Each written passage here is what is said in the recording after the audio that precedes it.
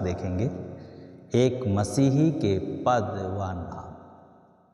जब आपका जन्म होता है, आपके माता पिता आपको एक नाम देते हैं जो आपके जन्म तक जब तक मृत्यु नहीं हो जाती है तब तक आपका नाम चलता रहता है और आप अपने माता पिता के द्वारा आपका दूसरे जगह में परिचय दिया जाता है।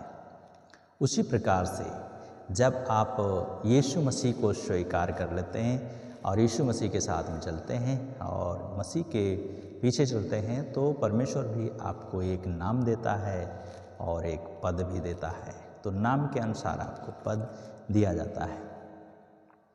जिस प्रकार से एक परिवार में अलग अलग सदस्यों के अलग अलग नामों से पहचाना जाता है और उसी के साथ उसके आपसी संबंध भी क्या होते हैं, प्रकट किए जाते हैं, वैसे ही परमेश्वर उन सब लोगों को जो लोग यीशु मसीह को क्या करते हैं, स्वीकार करते हैं, अपना व्यक्तिगत उद्धारकर्ता अपने जीवन में प्रभु यीशु मसीह को अपना प्रभु और स्वामी करके ग्रहण करते हैं, उन्हें अलग अलग नाम देता है परमेश्वर और साथ ही साथ उसके काम और संबंध उसके साथ पद भी देता है। तो परमेश्वर हमें और आपको एक नाम भी देता है, पद भी देता है। आइए हम आज का दिन में देखेंगे एक मसीही का नाम और पद क्या है। क्या आप तैयार हैं सीखने के लिए? आमीन। यस। सो आइए, पहली बात, एक सच्चा मसीही परमेश्वर की संतान कहलाता है। एक सच्चा जो मसीही है वो क्या है? परमेश्वर की संतान है। उसके लिए हम देखेंगे यूहन्ना का सुसमाचार 1 अध्याय उसका 12 पद में लिखा है, परंतु जितनों ने उसे ग्रहण किया उसने उन्हें अब परमेश्वर की संतान होने का अधिकार दिया। जितनों ने विश्वास किया, लिखा है बाइबल में, परंतु जितनों ने विश्वास किया उसको परमेश्वर का पुत्र होने का अधिकार परमेश्वर पिता ने दिया है, यीशु मसीह ने दिया है। तो आपने यदि यीशु मसीह को स्वीकार कर लिया है तो उसी प्रकार से आपको भी क्या है, ये अधिकार मिल गया है कि आप परमेश्वर की संतान हैं।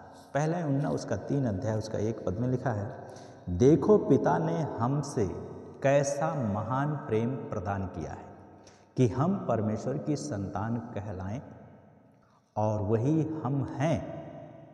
हम क्या हैं?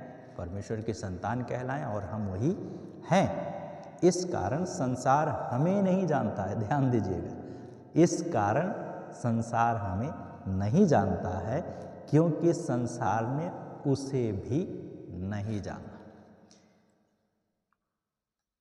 यदि विरोधी लोग यीशु मसीह को जान जाते ना और जानने की चेष्टा करते कि यीशु है कौन, तो अपना सब कुछ हथियार यीशु को सौंप देते। लेकिन इच्छा नहीं है जानने की, तो कैसे मिलेगा? तो यहाँ पे बाइबल कहती है कि संसार इस कारण हमें नहीं जानता क्योंकि संसार ने उसे भी नहीं जाना, यीशु मसीह को भी नहीं जाना। क्या आपने यीशु मसीह को जाना है कि यीशु है कौन? यीशु कौन है? हम परमेश्वर की संतान कहलाएं। परमेश्वर ने अपना प्रेम हमें दिया है, इसलिए अपना महान प्रेम कि हम उसकी संतान कहलाएं और वही हम हैं भी। हम परमेश्वर की संतान हैं। यशायाह की किताब उसका 59 अध्याय और उसका 2 पद यहाँ पे इस प्रकार से लिखा है। यशायाह की किताब उसका 59 अध्याय 2 पद में लिखा है, परंतु तुम्हारे अधर्म के कामों ही ने तुम्हें तुम्हारे परमेश्वर से अलग कर दिया है और तुम्हारे पापों के कारण उसका अर्थात परमेश्वर का मुख तुमसे छिप गया है और उसके कारण वो नहीं सुनता है। तो हमारे पाप के कारण परमेश्वर का मुख भी हमसे फेर लेता है परमेश्वर। लेकिन जब हम अपने पापों को मान लेते हैं, उसको छोड़ देते हैं, बाइबल कहती है उस पर दया की जाएगी। यदि आप अपने पापों को मान लेते हैं, उसको छोड़ देते हैं, परमेश्वर आपके ऊपर दया करता है। क्या आप मानने के लिए तैयार हैं और छोड़ने के लिए भी तैयार हैं? तो परमेश्वर आपको अपना बेटा स्वीकार करने के लिए भी तैयार है। यदि नहीं तो नहीं, स्पष्ट है। जिस प्रकार से रिश्ते में सास है, बहू है, बेटी है, बेटा है, दामाद है, ये सारे चीज पाए जाते हैं, पति है, पत्नी है, उसी प्रकार से हमारा और आपका संबंध मसीही होने के कारण हमें पद परमेश्वर देता है। हम उसका संतान हैं। क्या आप उसका संतान बनना चाहते हैं? आपके लिए अवसर है। रोमियो उसका 5 अध्याय उसका 8 से और 10 पद में लिखा है। रोमियो की किताब उसका 5वां अध्याय और उसका 8 से 10 पद में पवित्र शास्त्र बाइबल इस प्रकार से हमें बताती है। लिखा है कि परंतु परमेश्वर अपने प्रेम को हमारे प्रति इस रीति से प्रकट करते हैं या प्रदर्शित करते हैं कि जब हम पापी ही थे, मसीह हमारे लिए मरा। कौन? मसीह यीशु। यीशु क्यों मरा? जब आप पापी थे, यीशु मसीह को जब आप जान गए तो अब आप पापी नहीं हैं। और यदि कहीं आपसे पाप हो जाता है, उसको यीशु के सामने स्वीकार करके उसको छोड़ दीजिए। गलती से कहीं हो गया तो हम पापी थे, इसलिए प्रभु यीशु मसीह हमारे लिए मरा। लोग पूछते हैं, अरे यीशु क्रूस पर मर गया, वो अपने आप को नहीं बचा पाया तो तुमको क्यों बचाएगा? भैया आप जानो तो उसको पहले, वो क्यों मरा? आपके बदले में, मेरे बदले में, संसार के सभी लोगों के लिए यीशु मसीह क्रूस पर मारा गया और उसने सहर्ष स्वीकार कर लिया। क्यों? अपने बच्चों को बचाने के लिए, अपने बेटे और बेटियों को बचाने के लिए, आपको बचाने के लिए। नहीं तो यीशु मसीह को मरने की कोई ज़रूरत नहीं थी। यीशु इसलिए मरा कि आप उसके संतान बन जाए। तब लिखा है 9 पद में, अतः इससे बढ़कर उसके लहू के द्वारा धर्मी ठहराए जाकर। किसके द्वारा? यीशु मसीह के लहू के द्वारा धर्मी ठहराए जाकर हम उसके द्वारा परमेश्वर के प्रकोप से क्यों ना बचेंगे। याद रखिए, परमेश्वर प्रेमी है, उसके साथ साथ न्यायी भी है। प्रेम करता है, अभी प्रेम का समय है, लेकिन जब समय समाप्त हो जाएगा तब आपको प्रेम जो परमेश्वर ने किया है आपसे, वो नहीं कर पाएगा। तो अभी समय है कि आप यीशु को जान जाएं और उसको जानकर अपना जीवन दे दें। यीशु मसीह धर्म बदलने नहीं आया, जीवन देने ले आया। आज लोग धर्म धर्म धर्म धर्म, जहाँ देखो वहाँ धर्म परिवर्तन, धर्म। यीशु मसीह धर्म परिवर्तन करने के लिए नहीं आया, यीशु मन को बदलने के लिए आया। और जब मन बदलता है ना मनुष्य का, तो उसके अंदर का जो स्वभाव है वो बाहर दिखाई देता है अपने आप। आज लोग भेष बदल कर इधर उधर घूम रहे हैं। एक गीत गाते हैं हम लोग, भेष बदला क्या हुआ, दिल का बदलना चाहिए। एक दो बातें नहीं, बिल्कुल बदलना चाहिए। तो दिल बदलने के लिए भेष बदलने से कोई फायदा नहीं है। दिल बदलने के लिए यीशु से मिलना चाहिए। और एक दो बातें नहीं, बिल्कुल बदलना चाहिए। वो है मसीही, उसका नाम मसीह है और उसको ये पद दिया जाता है, उसको ये नाम दिया जाता है। वो वारिस बन जाता है, अधिकारी बन जाता है। किसका? स्वर्ग का। जैसे आपके पिता इस संसार में जब तक जिंदा हैं तब तक आप उनकी संपत्ति का अधिकारी नहीं हैं। उनके मरने के बाद में उनका वारिश नामा आपके पास आएगा, तब आप उनकी संपत्ति का अधिकारी होंगे, अन्यथा नहीं होंगे। तो यीशु मसीह आपके लिए मरा ताकि आप स्वर्ग को प्राप्त कर सकें, स्वर्ग में जा सकें यीशु मसीह के द्वारा। तो यहाँ पे कहता है प्रकोप से बचाएगा परमेश्वर, हमें बचेंगे। तब 10 पद में लिखा है, क्योंकि जब हम शत्रु ही थे हमारा मेल परमेश्वर के साथ उसके पुत्र की मृत्यु, याद रखिए किसके द्वारा, उसके परमेश्वर के पुत्र की मृत्यु के द्वारा हुआ। तो उससे बढ़कर अब मेल हो जाने पर हम उसके जीवन के द्वारा उद्धार पाएंगे। हम उसके जीवन के द्वारा, किसके, यीशु मसीह के, यीशु मसीह के जीवन के द्वारा हम उद्धार पाएंगे और यीशु मसीह की मृत्यु के द्वारा हमारा मेल हो गया है। तो यीशु मसीह जो जिंदा हुआ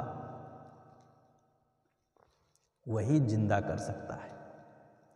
मरी हुई लाश को, लाजर को 4 दिन हो गए थे, उसको यीशु मसीह ने जिंदा किया। केवल बाइबल में ही नहीं जिंदा किया, आज भी यीशु मसीह लोगों को जिंदा करता है, लेकिन सबको नहीं। जहां पे उसको अपनी महिमा प्रकट करनी होगी वहीं पे। तो इसलिए आप परमेश्वर की संतान हैं? क्या आपको पद मिला है?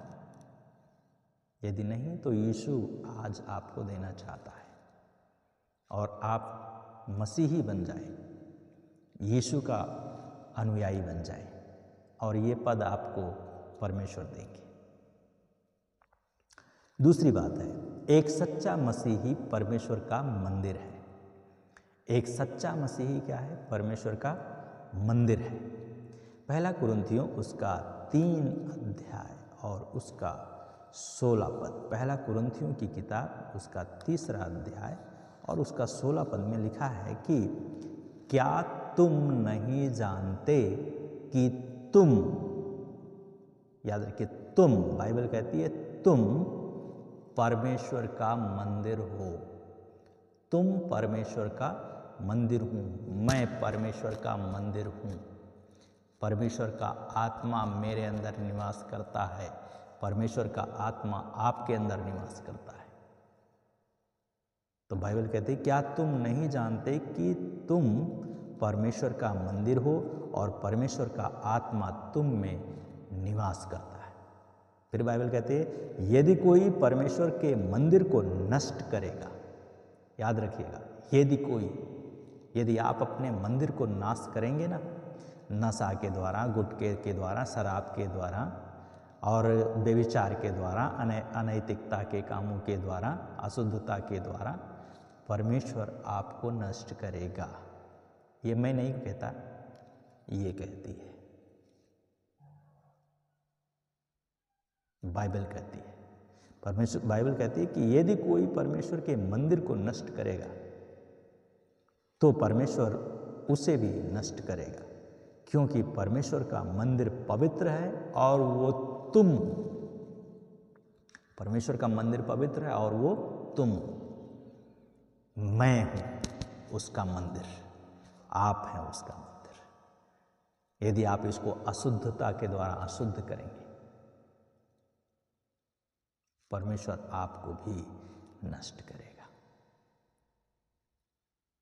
परमेश्वर अगर चाहता कि हम सिगरेट पीते, तंबाकू खाते, बीड़ी पीते, गांजा पीते, तो इतने छिद्र बनाया परमेश्वर ने। कान बनाया सुनने के लिए, नाक बनाया श्वास लेने के लिए, मुंह बनाया खाने के लिए, टॉयलेट बाथरूम करने के लिए रास्ता बनाया परमेश्वर ने।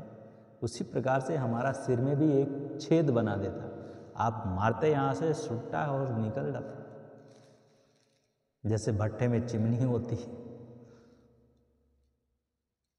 लेकिन परमेश्वर नहीं चाहता कि आप अपवित्र बने। कुछ लोग तर्क देते हैं कि परमेश्वर ने तो बनाया सब कुछ, ये मसीही लोगों का भी तर्क है।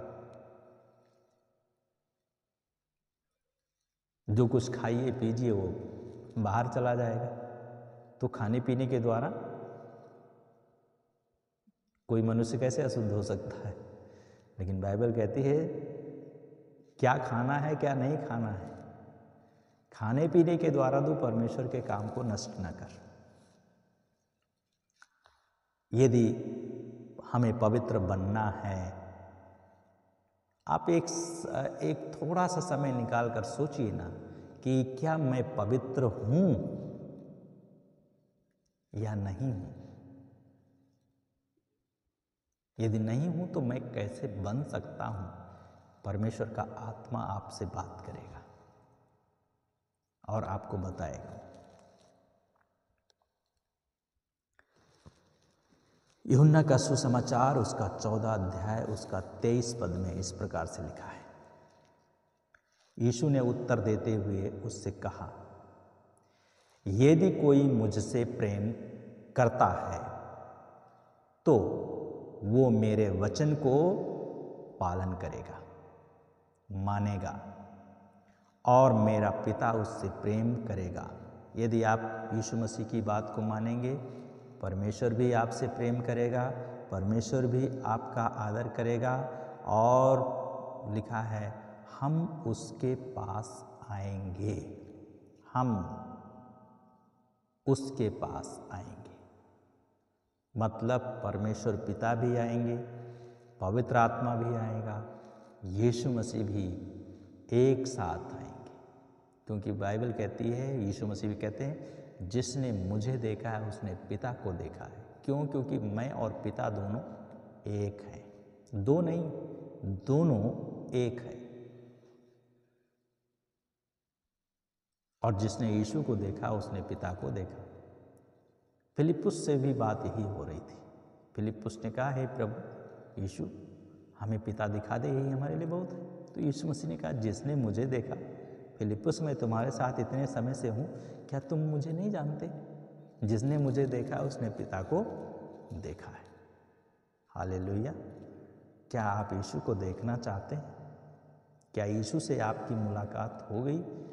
नहीं हुई तो कीजिए। और तब लिखा है, हम उसके पास आएंगे और उसके साथ निवास करेंगे। किसके साथ? आपके साथ, मेरे साथ।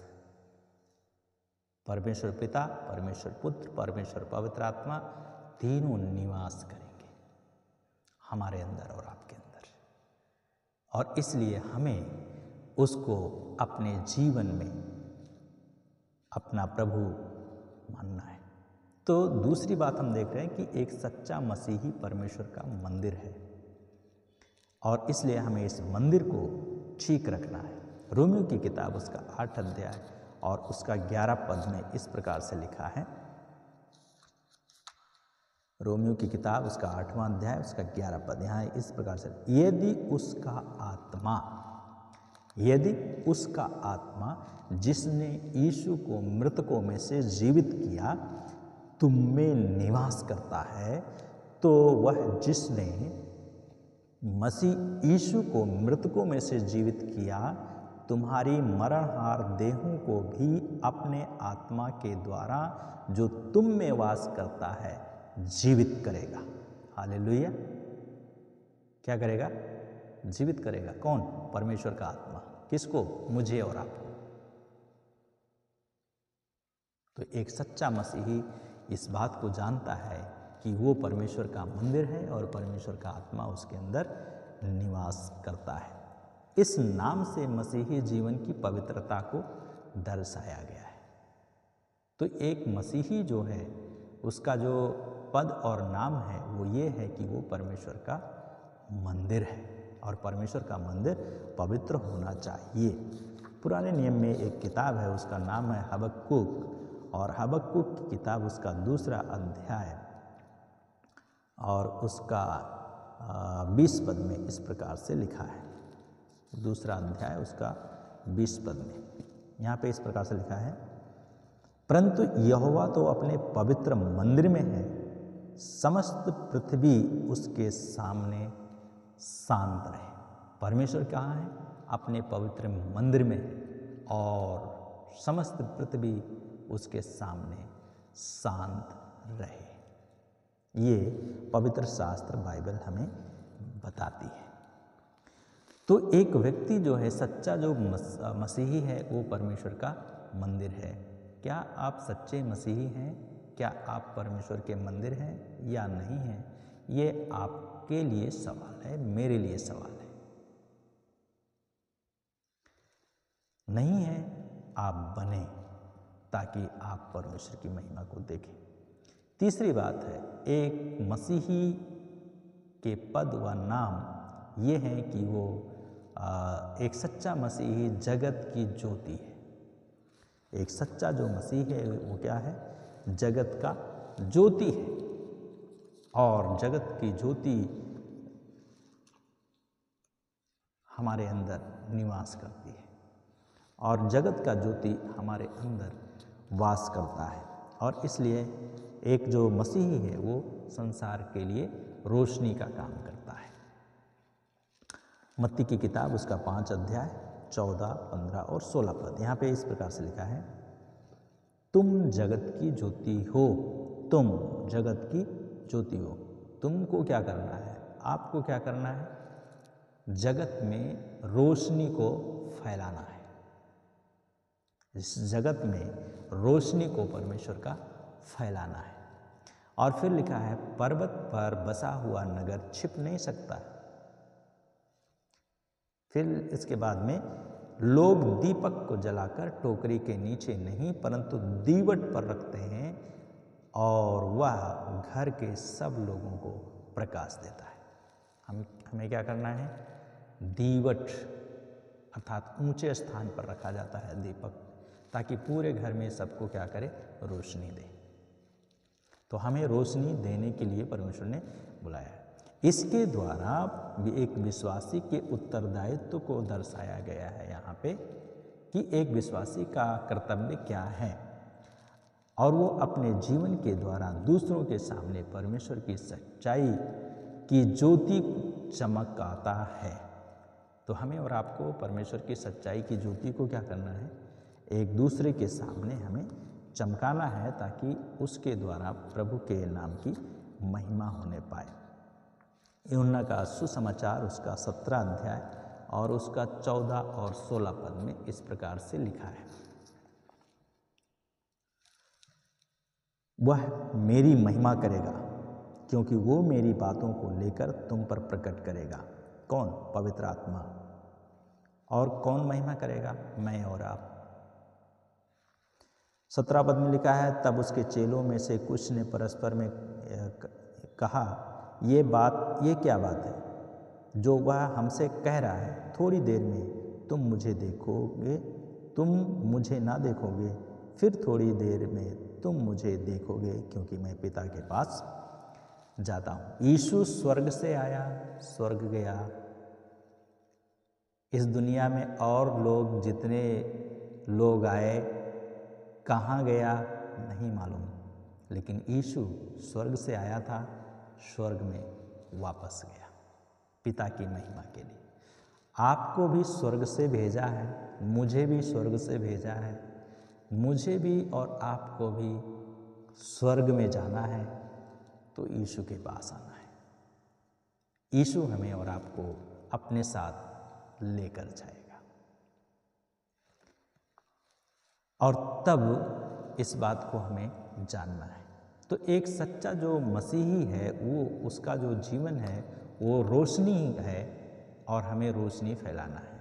प्रभु यीशु मसीह ने कहा, मैं जगत की ज्योति में हूँ। जो कोई मेरे पीछे हो लेगा वो अंधकार में नहीं चलेगा परंतु जीवन की ज्योति पाएगा।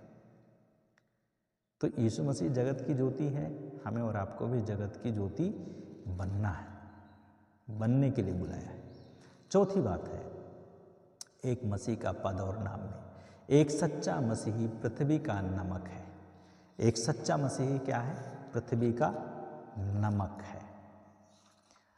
मत्ती की किताब उसका 5 अध्याय और उसका 13 पद जब हम लोग पढ़ते हैं तो वहाँ पे लिखा है, तुम पृथ्वी के नमक हो, पर यदि नमक अपना स्वाद खो बैठे तो वह फिर किस से नमकीन किया जाएगा?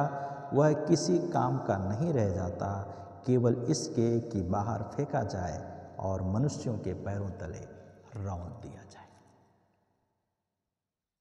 एक नमक जो है, अगर नहीं है नमक, नमकीन में है और उसमें नमक ना डाला जाए तो वो नमकीन कैसे हो सकता है? या सब्जी आपने पकाया, दाल पकाई और उसमें नमक नहीं डाला तो, और आपने बहुत अच्छा तड़का लगाया तो उसमें कोई स्वाद नहीं होगा। उसी प्रकार से एक मसीही का जो पद है, वो नाम है, वो नमक परमेश्वर ने दिया है। और नमक जो है गलने से बचाता है, सड़ने से बचाता है, दूसरों के जीवन में खुशी और आनंद और टेस्ट बढ़ाता है। तो एक मसीही का काम है कि दूसरों के जीवन में टेस्ट बढ़ाना। क्या आपका जीवन से टेस्ट बढ़ रहा है दूसरों का जीवन में या नहीं बढ़ रहा है? क्या हो रहा है? इसका अर्थ यह है कि एक सच्चा विश्वासी संसार के लोगों के संपर्क में लाता है और अपने जीवन की विशेषता अर्थात गुण दूसरों तक पहुंचाता है, और इसके लिए उसे अपने को अर्थात अहम को मिटाना पड़ता है अपने जीवन से। तब उसका जीवन का जो नमकीन है, दूसरे लोग भी उसके द्वारा नमकीन किए जाएंगे। क्या आपके जीवन में नमक है? दूसरे लोग आपके जीवन से नमकीन हो रहे हैं? मसीही को जान रहे हैं, यीशु को जान रहे हैं या नहीं जान रहे? पांचवी बात है, एक सच्चा मसीही प्रभु यीशु मसीह का राजदूत है। हालेलुया। क्या है? राजदूत, अम्बेसडर है। किसका? यीशु मसीह का। यदि यीशु मसीह को आपने जान लिया है, यदि आप मसीही हैं, तो आपको एक पद और नाम दिया गया है, वो है राजदूत। राजदूत क्या करता है? एक देश के संदेश को दूसरे देश में पहुंचाता है, या अपने देश का बात को दूसरे देश में रखता है। क्या कर रहे हैं?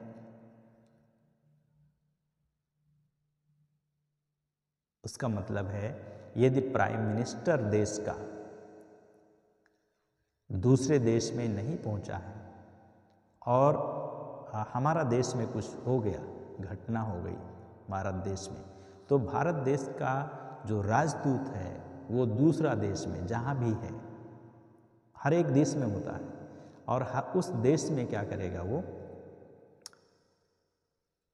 अपने देश की बात को वहाँ पर रखते हैं और रखने के द्वारा उस पर सुनवाई की जाती है। तो राजदूत हम और आप भी क्या है? यीशु मसीह का राजदूत है, स्वर्ग का राजदूत है। लोग इस दुनिया का राजदूत है, लेकिन हम स्वर्ग का राजदूत है। इसलिए हमें स्वर्ग के काम को पूरा करना है, उसके राज्य को बढ़ाना है, उसके राज्य को विस्तार करने के लिए अपने नमकीन के जीवन को दूसरों के अंदर डालना है, ताकि दूसरे लोग भी यीशु को जान सकें और पहचान सकें। पहला कुरिन्थियों उसका 5 अध्याय और उसका 20 पद में इस प्रकार से लिखा है। दूसरा कुरिन्थियों की किताब उसका 5वां अध्याय और उसका 20 पद, यहाँ पे इस प्रकार से लिखा है, इसलिए हम मसीह के राजदूत हैं, मानो परमेश्वर हमारे द्वारा विनती कर रहा है। किसके द्वारा? मेरे द्वारा, आपके द्वारा परमेश्वर क्या कर रहे हैं? विनती कर रहे हैं। क्या विनती कर रहे हैं? हम मसीह की ओर से तुमसे निवेदन करते हैं कि परमेश्वर के साथ मेल मिलाप कर लो। क्या करो? मेल मिलाप कर लो। किसके साथ? परमेश्वर के साथ। तो एक मसीही जो है परमेश्वर के साथ में क्या करता है? वो मेल मिलाप करता है। और हम तो अपना नहीं परंतु मसीह यीशु का प्रचार करते हैं। एक राजदूत जो है किसका प्रचार करता है? यीशु मसीह का। जैसे मैंने बोला पहले कि हमारा देश का राजदूत अमेरिका में है, कनाडा में है, पाकिस्तान में है, बांग्लादेश, सब जगह में। तो उस देश में जिस देश में वो है, भारत में कुछ हो रहा है समस्या, तो उसको वहाँ पे समाधान ढूंढने के लिए बोलते हैं, कहते हैं, और उसका समाधान किया जाता है। उसी प्रकार से हम परमेश्वर का स्वर्गदूत है, स्वर्ग का स्वर्गीय राजदूत है, स्वर्ग का यीशु मसीह का राजदूत है, और इसलिए हमें यीशु मसीह के बातों को रखने का काम परमेश्वर ने हमें दिया है। कोई संस्था नहीं, कोई व्यक्ति नहीं, कोई पास्टर नहीं, कोई विश्वासी नहीं, ये परमेश्वर ने दिया है। आज पूछा जाता है कि कोई पूछते हैं कि आपको किसने अधिकार दिया इसको करने के लिए? भाई साहब, ये दिया है बाइबल। हम यीशु मसीह का राजदूत है, और यीशु मसीह ने हमें और आपको ये काम करने के लिए दिया है कि हम उसके राज्य को इस संसार में फैलाएं। तो राजदूत का मतलब है एक मसीही का जीवन बहुत बहुमूल्य और महत्वपूर्ण है, और उसे बड़ी सावधानी से अपने को रखना है। जहाँ वह रहता है वहाँ वह एक परदेशी के समान है। राजदूत अपने देश के लिए बोलता है, वह अपने देश का प्रतिनिधि होता है। हम अपने देश का प्रतिनिधि, हम कहाँ का प्रतिनिधि है? स्वर्ग का। ये आपका पद है। हम देख रहे हैं कि एक मसीही का पद और नाम, तो ये आपका पद है। आप एक प्रतिनिधि हैं, आप एक राजदूत हैं। किसका? स्वर्ग का राजदूत है, यीशु मसीह का राजदूत है। यीशु मसीह ने आपको भेजा है। यीशु मसीह आपसे बोलता है कि आप दूसरों के लिए प्रार्थना कीजिए, दूसरों को स्वर्ग के राज्य के बारे में बताइए, यीशु मसीह के बारे में बताइए। हमको यीशु मसीह ने भेजा है, यीशु मसीह ने रखा है, कोई और नहीं रखा है। तो इसलिए हमें उसका संदेश हमें लोगों तक पहुंचाना है। पहला पतरस की किताब, उसका पहला अध्याय और उसका 17 पद में इस प्रकार से लिखा है।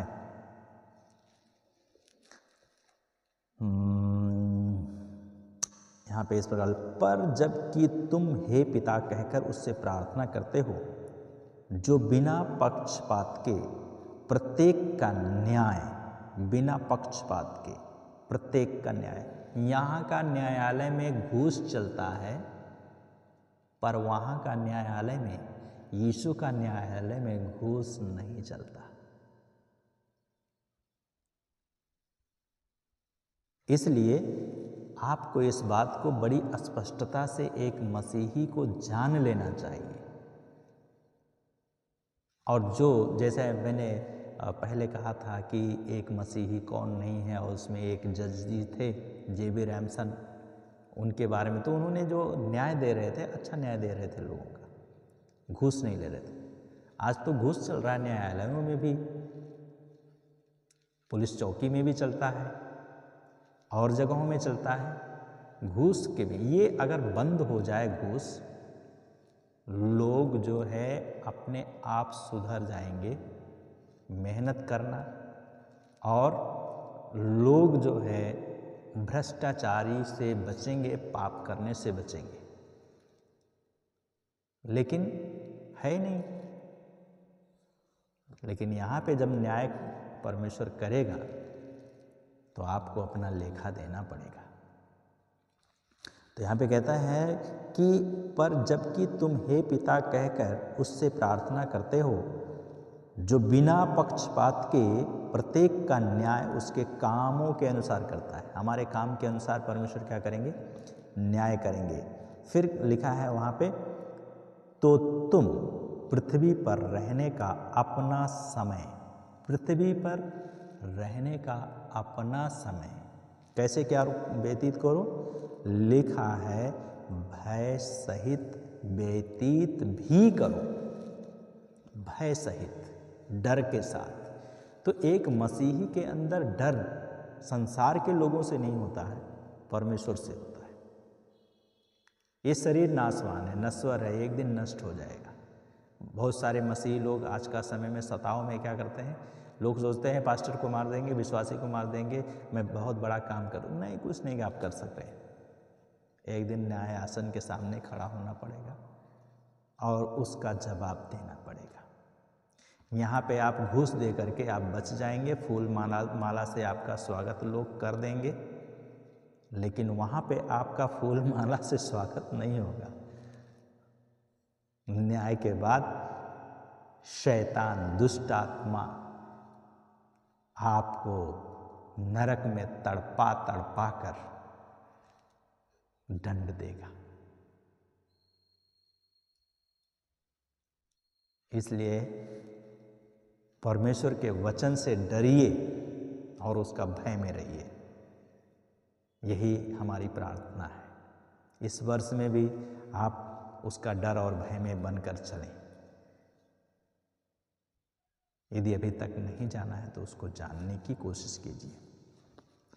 तो परमेश्वर जो है का वचन कहता है, तुम पृथ्वी पर रहने का अपना समय भय सहित भी व्यतीत करो। अपना समय हम इस दुनिया में परदेसी के समान व्यतीत करते हैं और हमें अपने जीवन को परमेश्वर का डर और भय में व्यतीत करना है। छठवीं बात है, एक मसीही का पद व नाम में एक सच्चा मसीही प्रभु यीशु का गवाह है। एक सच्चा मसीही प्रभु यीशु मसीह का क्या है? गवाह है। लूका का सुसमाचार उसका 24 अध्याय उसका 48 पद जब हम लोग पढ़ते हैं तो वहाँ पे प्रभु यीशु मसीह ने कहा, क्या कहा? तुम सब इन बातों के गवाह। प्रभु यीशु मसीह जब मृतकों में से जी उठे तो अपने शिष्यों को दर्शन दिया, लोगों को भी दर्शन दिया, अपने अपने हाथ और पैर के निशान को भी दिखाया और यीशु मसीह ने कहा, छू कर मुझे देखो, क्योंकि भूत के पास भूत के मांस और हड्डी नहीं होती जैसा तुम मुझ में देखते हो। तो यीशु मसीह अपने आप को अपने शिष्यों के सामने प्रकट किया और कहा, तुम मेरे गवाह। हम यीशु मसीह का गवाह है। हमने यीशु मसीह को साक्षात में तो नहीं देखा, लेकिन इसको पढ़कर समझकर जान लिया कि यीशु मसीह सच्चा है और वो मृतकों में से जीवित हो गया है और हम उस पर विश्वास करके उसके पीछे चलते हैं कि एक दिन प्रभु यीशु मसीह मुझे भी क्या करेगा? जिंदा करेगा, जीवित करेगा।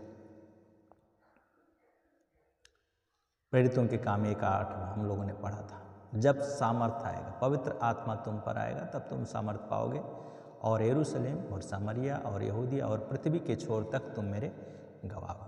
तो परमेश्वर ने हमें गवाह होने के लिए बनाया। एक मसीही का जीवन, एक मसीही का परिवर्तित जीवन गवाही देता है, अपने आप में गवाह है। पतरस इनकार किया यीशु मसीह का, लेकिन उसकी बोली, उसकी भाषा, उसका आचरण क्या किया? ये बता दिया कि वो यीशु के साथ में था। क्या आप यीशु के साथ हैं?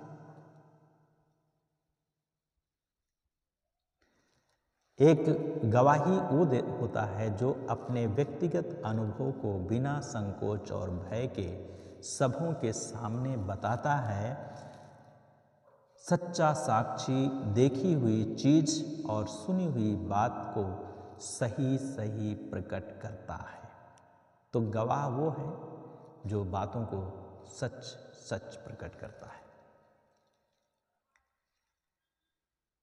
कई बार जब कोर्ट में केस चलते हैं तो कोर्ट में जब केस चलता है तो बिना गवाह के उसको मान्य नहीं की जाती है। और कई बार जो सच्चा गवाह है उसको क्या होता है?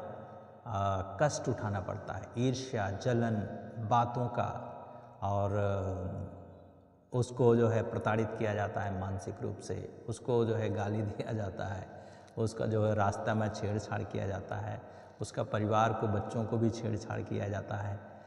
तो कई एक तरीके से सच्चे गवाह को क्या किया जाता है, झूठा गवाह का पक्ष का लोग उसको प्रताड़ित करता है।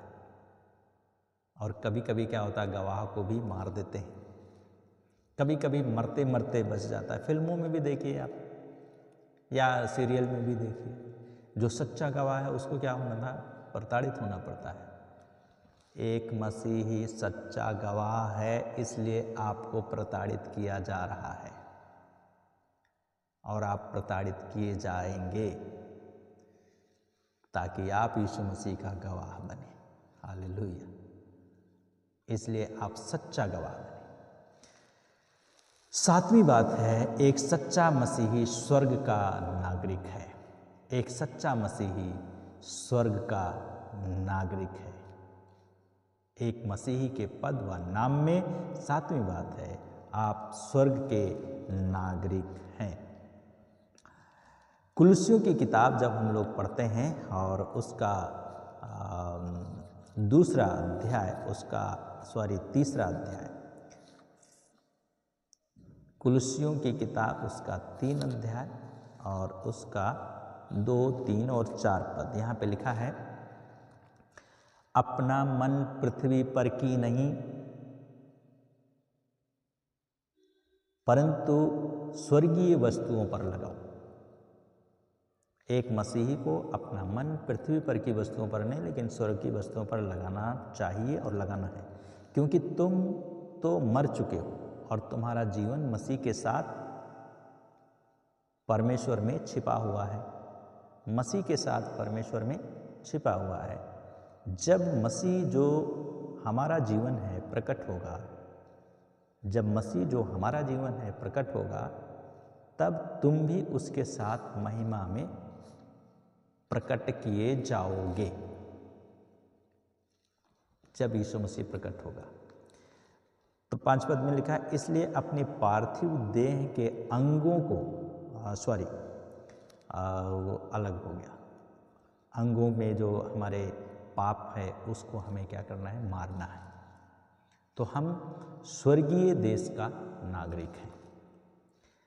फिलिपियों की किताब जब हम लोग पढ़ते हैं, उसका 3 अध्याय, उसका 20 पद, तो यहाँ पे इस प्रकार से लिखा है कि हमारी नागरिकता स्वर्ग की है। कहाँ की है? स्वर्ग की है, जहाँ से हम उद्धारकर्ता प्रभु यीशु मसीह के आगमन की प्रतीक्षा उत्सुकता से कर रहे हैं। हम क्या कर रहे हैं? यीशु मसीह के आने की बाट जो है। यीशु मसीह ने कहा, मैं जा रहा हूँ तुम्हारे लिए जगह तैयार करने, फिर आऊँगा तुम्हें लेकर जाऊँगा। तो मसीही लोग वे हैं जो यीशु मसीह के आगमन की प्रतीक्षा कर रहे हैं कि यीशु आएंगे एक दिन और हमें क्या करेंगे, लेकर जाएंगे। तो यीशु हमें और आपको एक दिन अपने साथ लेकर जाएगा, इसलिए हमें यीशु के साथ में बने रहना है। उसके साथ उसका जो नागरिकता है आपका, उसको अपने जीवन में बनाए रखना है। आप स्वर्ग के नागरिक हैं। कहने से आप स्वर्ग के नागरिक नहीं बनेंगे। यदि आप अपनी ओर से कहते हैं कि स्वर्ग के नागरिक हैं, तो आप नहीं हो सकते।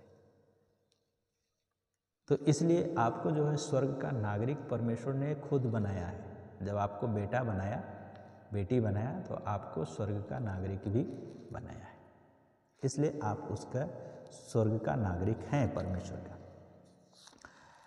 इब्रानियों की किताब और उसका 11 अध्याय, उसका 9 पद में इस प्रकार से लिखा है। यहाँ पे लिखा है कि विश्वास ही से वह प्रतिज्ञा के देश में परदेशी होकर रहा, अर्थात परदेश में इसहाक और याकूब के साथ, जो उसी के समान प्रतिज्ञा के उत्तराधिकारी थे, तंबुओं में रहा। इब्राहिम भी तंबू में रहा, याकूब भी रहा, इसहाक भी रहा। फिर ये लोग मिस्र देश में गए, वहाँ पर भी परदेशी होकर अपना जीवन व्यतीत किए। फिर कनान देश में आए, जो एक स्वर्ग का प्रतीक था। आज हम और आप कहाँ हैं? इस देश में परदेशी होकर जीवन व्यतीत कर रहे हैं। लेकिन इस देश को छोड़ने के बाद में आपका निवास स्थान कहाँ होगा? कहाँ जाएंगे आप? एक दिन तो मरना है इस शरीर में, लेकिन बाइबल कहती है कि जो विश्वास करता है और मसीही है सच में, वो क्या होगा? मरेगा नहीं, वो सो जाएगा। यदि यीशु के आगमन में देर रहा तो और यदि यीशु मसीह आ गए तो वो क्या होगा? फिर परिवर्तित हो जाएगा, ये शरीर बदल जाएगा। जैसे आज मान लो यीशु मसीह आ जाए, अभी आ जाए, तो मैं क्या हो जाऊंगा? यहाँ बोलते बोलते परिवर्तित हो जाऊंगा और मेरा शरीर ये शरीर नहीं होगा, ये क्योंकि ये नासवान शरीर है। परमेश्वर हमें महिमा का शरीर देगा जो आदम और हव्वा को दिए थे। वो शरीर परमेश्वर हमें देगा और हम बदल जाएंगे और परमेश्वर के साथ में स्वर्ग में उठा लिए जाएंगे। ये आशा है परमेश्वर में, यीशु मसीह में। तो यीशु मसीह के जो लोग हैं, मसीही लोग जो हैं, वे स्वर्ग के नागरिक हैं। पहला पत्रस उसका 1:17 पद भी जो अभी हमने पढ़ा था थोड़ी देर पहले, लेकिन फिर से पढ़ता हूँ। क्या है? पर जब कि तुम हे पिता कहकर उससे प्रार्थना करते हो, जो बिना पक्षपात के प्रत्येक का न्याय उसके कामों के अनुसार करता है, तो तुम पृथ्वी पर रहने का अपना समय भय सहित क्या करो? व्यतीत करो, परमेश्वर का डर और भय में। तो एक सच्चे मसीही को अपना जो जीवन है उसे व्यतीत करना चाहिए भय के साथ में। परमेश्वर इन बातों के द्वारा आपको आशीष प्रदान करे। हम इस संसार में परदेशी हैं, हम स्वर्ग के नागरिक हैं, क्योंकि हमारे नाम स्वर्ग में लिखे हैं। हम संसार में तो हैं परंतु संसार के नहीं। प्रभु यीशु मसीह ने भी कहा, तुम संसार में हो लेकिन संसार के नहीं हो। क्यों? क्योंकि संसार को मैंने जीत लिया है। तो प्रभु यीशु मसीह ने आपके लिए संसार को जीत लिया है। क्या आप उसके साथ में चलने के लिए तैयार हैं? आगे हम और देखेंगे इसमें कि एक मसीही की तुलना जो है की गई है, उसके नाम और पद हैं। दूसरा भाग भी हम इसमें देखेंगे। तीसरे का ए भाग अभी हम लोग देख रहे हैं, हम दूसरा भाग भी इसमें देखेंगे। आइए हम प्रार्थना करें।